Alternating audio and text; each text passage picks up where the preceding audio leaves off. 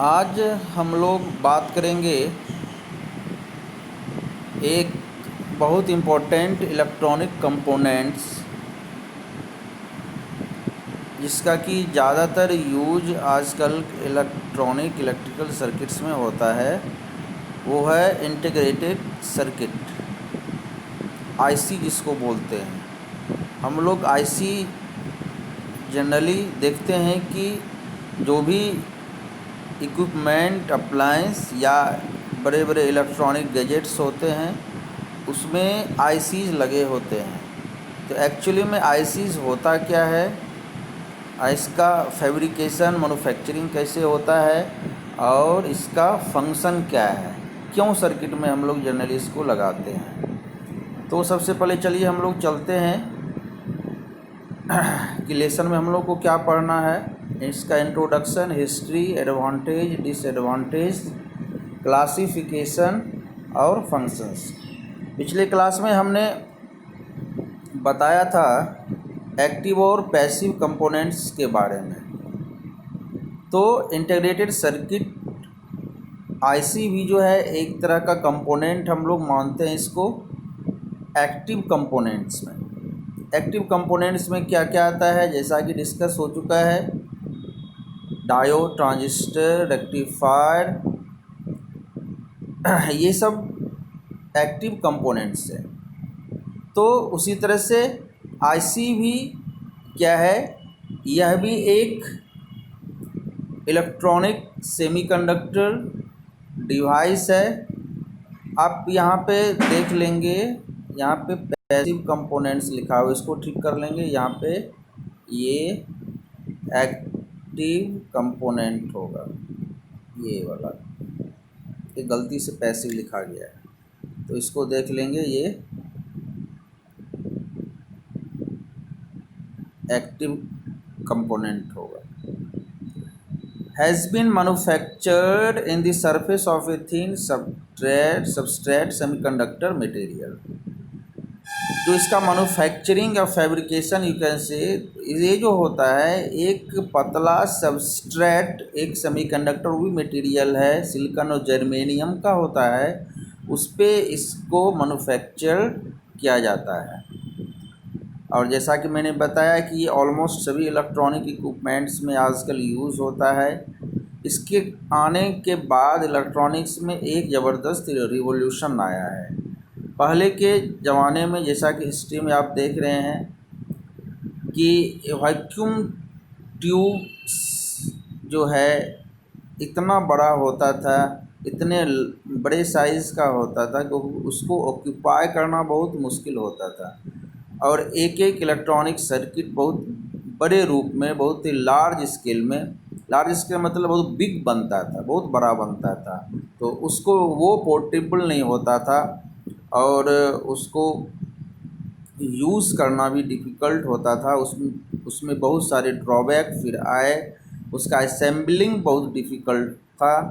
तो धीरे धीरे इन्वेंशन हुआ, आईसी का फैब्रिकेशन शुरू हुआ, और ये हिस्ट्री आप देखते जाएंगे अलग अलग ईयर्स में कैसे इसमें काम होते गया और इसमें एडवांसमेंट होते गया आगे। ये आप देख सकते हैं कि ट्रांजिस्टर उस समय इस टाइप का होता था।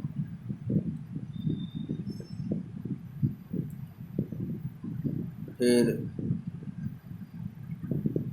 अब इसमें एडवांटेज ऑफ आईसीज क्या होता है, पहले आईसी बनता कैसे है, जैसा कि ये आपको दिखाया गया है यहाँ पे। ये एक आईसी का एक ये आईसी इस टाइप का अवेलेबल होता है मार्केट में। इसमें नंबर ऑफ लेग्स लगे होते हैं, ये दोनों साइड। इसका एक नोमेनक्लेचर भी होता है और इस की अपनी एक रेटिंग होती है, डिफरेंट एम्पियर्स का होता है, एज़ पर सर्किट रिक्वायरमेंट। जैसी सर्किट की रिक्वायरमेंट होती है उस आधार पे इसको सेलेक्ट किया जाता है।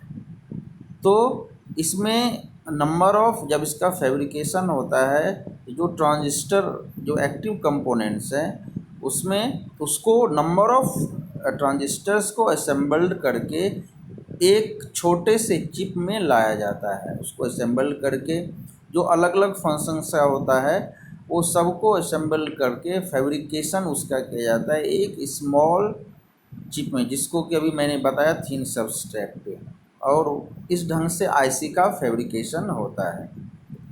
तो क्लासिफिकेशन की पहले एडवांटेज की बात करें तो ये स्मॉल साइज, लो कॉस्ट, ये आप देख सकते हैं, हाई रिलायबल होता है, इजी ट्रबल शूटिंग है, और भी सारे हैं एडवांटेज आप देख लेंगे। डिसएडवांटेज भी है इसका।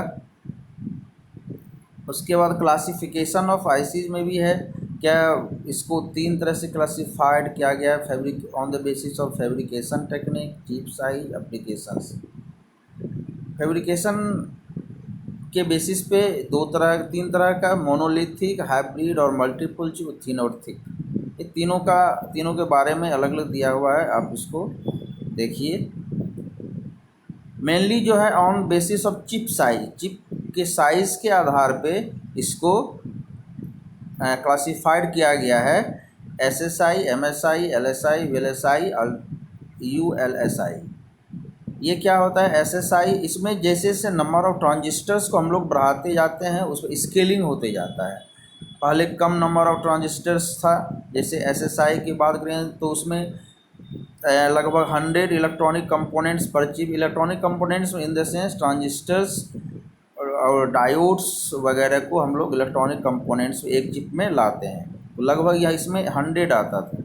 और गेट्स पर चिप है, गेट्स के बारे में आपको आप आगे जाएंगे तो हायर क्लास में 12 में पढ़ेंगे। अब गेट्स भी जो है ये भी इलेक्ट्रॉनिक कंपोनेंट्स हैं, इसमें आता है नैंड, नॉर, एंड और गेट्स, ये सब एक्सऑर, एक्सनॉर गेट्स सब आता है।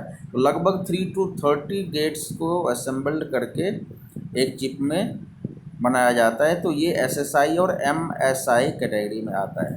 फिर वीएलएसआई, वेरी लार्ज स्केल, इसमें लगभग 3000 गेट्स पर चिप हैं और ये 1 लाख लगभग इलेक्ट्रॉनिक कंपोनेंट से। फिर अल्ट्रा लार्ज स्केल है, इसमें लगभग 1 मिलियन इलेक्ट्रॉनिक कंपोनेंट्स को एक चिप पे असेंबल मैन्युफैक्चर्ड किया जाता है इसको।